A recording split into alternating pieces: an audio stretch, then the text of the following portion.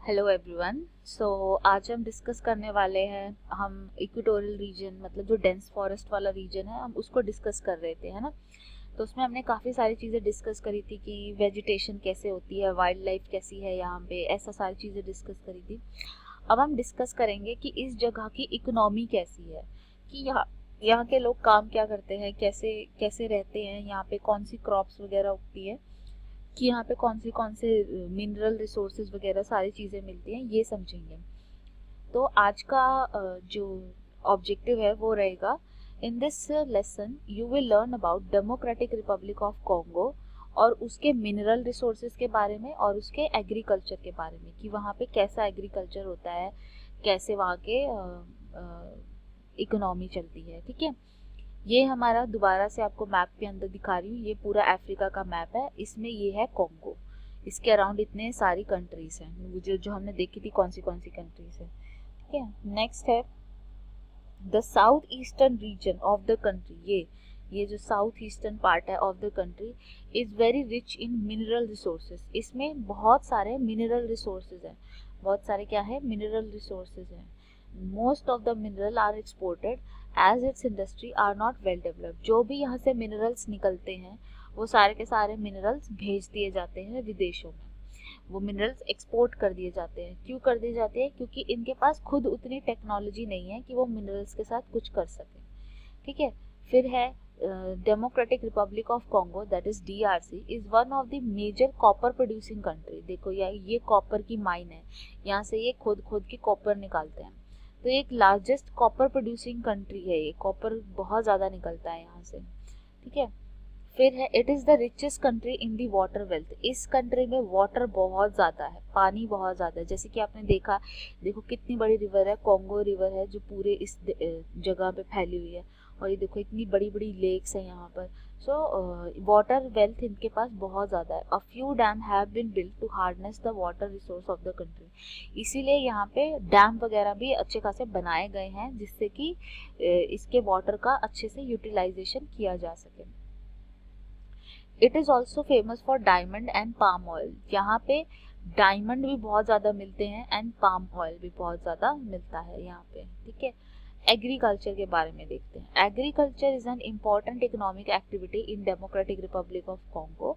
Congo के अंदर agriculture एक बहुत ही इम्पॉर्टेंट एक्टिविटी है। जैसे इंडिया में भी एग्रीकल्चर है बहुत इम्पॉर्टेंट, वैसे ही rubber is found in abundance है। जो देखो यहाँ पे ये पेड़ के ऊपर एक ये कटोरी जैसी चीज लगा रखी है, ग्लास जैसी चीज लगा रखी है, और यहाँ से जो ये वाइट चीज है ये रबड़ निकल के आ रही है, रबड़ निकल रही है। ठीक है, तो रबड़ जो है यहाँ पे ट्रीज के अंदर से बहुत ज्यादा मात्रा में बाहर निकाली जाती है, रबड़ निकाली जाती है। पीपल हैव एस्टैब्लिश्ड रबड़ फैक्ट्रीज। इतनी इतनी रबड़ निकलती है यहाँ से कि लोगों ने रबड़ की फैक्ट्री लगाई हुई है।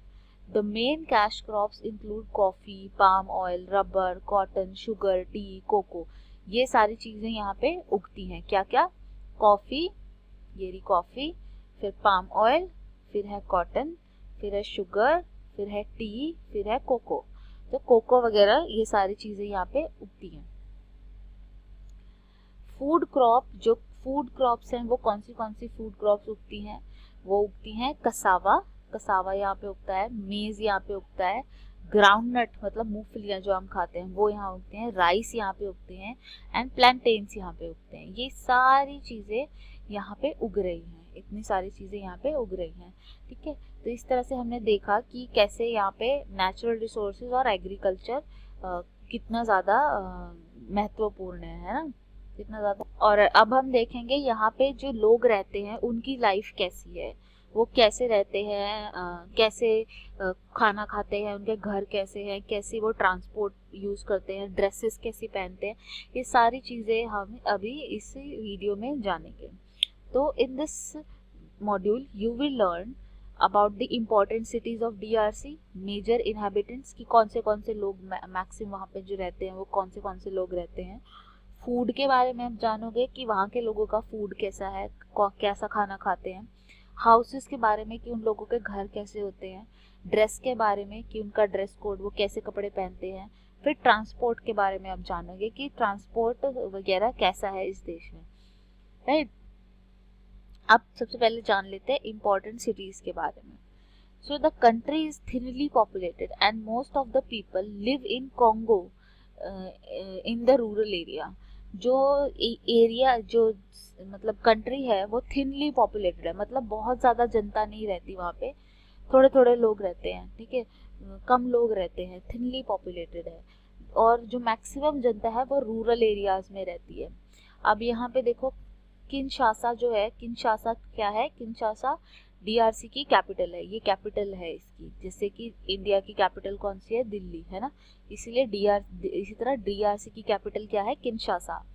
फिर एक ये अच्छी बहुत बड़ी पोर्ट सिटी है मटाडी, माटाडी इसकी डीआरसी की। उसके बाद लुबुम्बाशी, लुबुम्बाशी एक मिनरल रिच सिटी है डेमोक्रेटिक रिपब्लिक ऑफ कॉन्गो की।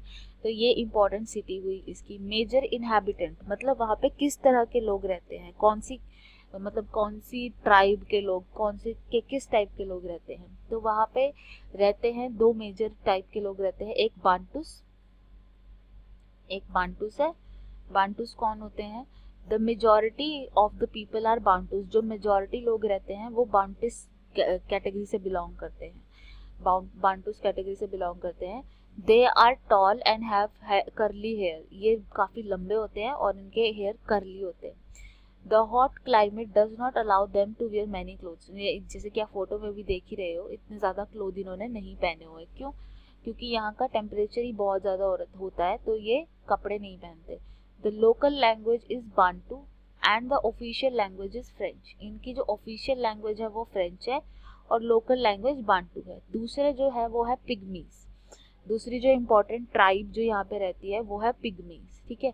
तो ये पिग्मी जो है ये ओरिजिनल इनहेबिटेंट है, मतलब ये बहुत पुराने टाइम से है यहाँ पे, पुरानी सबसे पुरानी ट्राइब है ये यहाँ की, ठीक है, ये ओरिजिनल लोग हैं यहाँ के, ठीक है। They live in dense forest, they are very short and average height जो होती है इनकी 1.5 मीटर होती है, इतने छोटे होते हैं।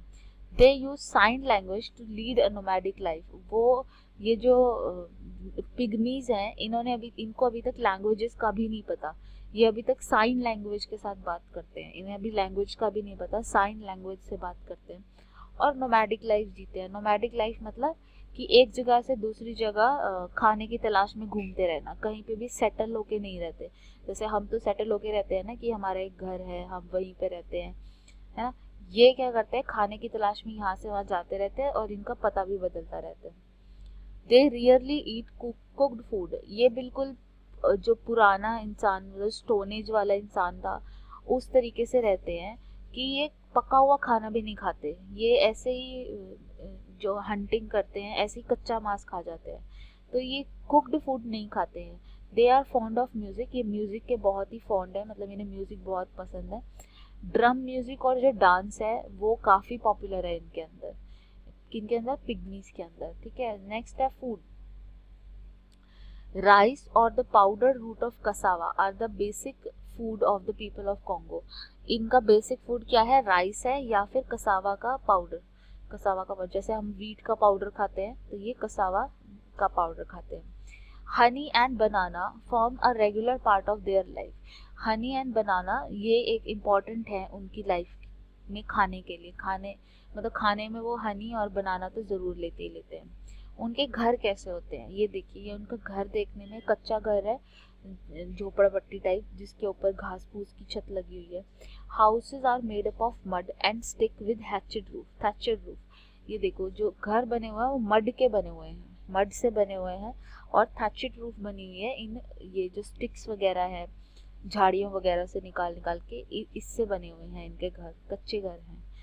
Some well to do people live in elegant bungalow, कुछ ऐसा भी नहीं है कि सारे गरीब हैं, कुछ अमीर लोग भी हैं जो इस तरह के पक्के घरों में भी रहते हैं, बंगलों में भी रहते हैं, बड़े बड़े अच्छे अच्छे घरों में भी रहते हैं। नेक्स्ट इनके ड्रेसेस के बारे में।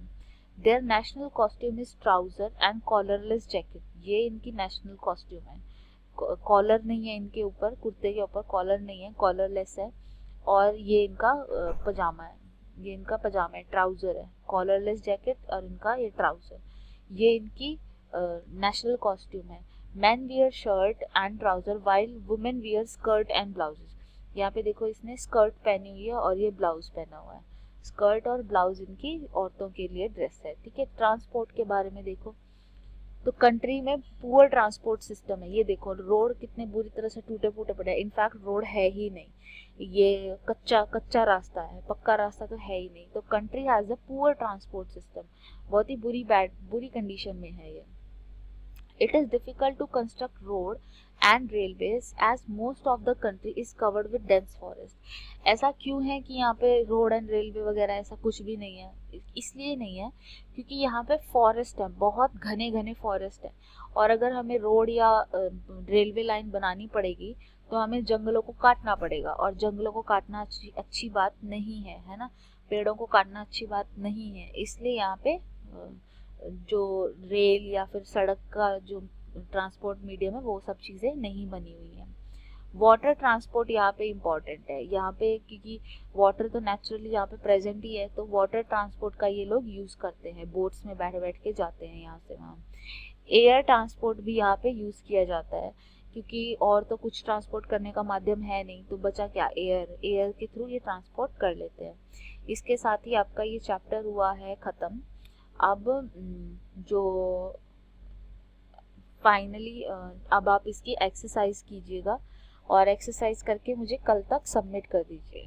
कल शाम 5 बजे तक मुझे एक्सरसाइज सबमिट कर दीजिए। कोई डाउट रहता है तो मुझसे ज़रूर पूछिए। Thank you so much.